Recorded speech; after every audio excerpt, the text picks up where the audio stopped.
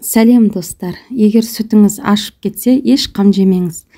Ашыған сүттен осындай керемет, дәмді, пайдалы, кальцийге тола творог дайындауға болады. Маған лайк басып тіркелуді ұмытпаңыз. Бізге ауылдан 1,5 литр сүт беріп жіберді. Күннің ыстығына байланысты сүтіміз ашып кетіпті. Мен оны сырлы кастрөліме құйып, газға орташа отқа қойдым. Кәдімгідей орташа от. Шіле қатты емес, шіле жай емес, сондай отқа қойдым. Содан кейін бетіне су бөлініп шыға бастады. Уже реакция жүріп жатыр. Су бөлініп, астына творогтар жинала бастады. Бір кезде суыңыз сары суға айнала бастайды. Мінекейіңіз, өйткені бұл қолдың майы алынбаған сүт. Сары су бөліне бастайды.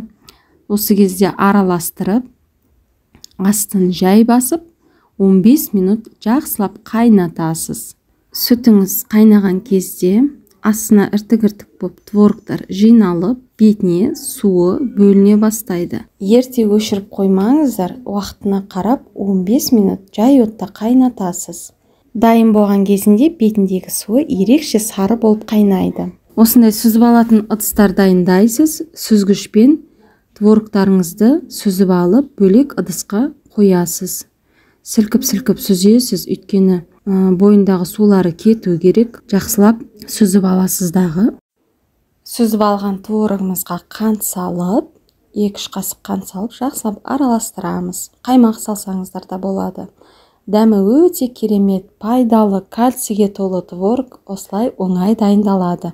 Маған лайк басып тіркелуді ұмытпаңыз.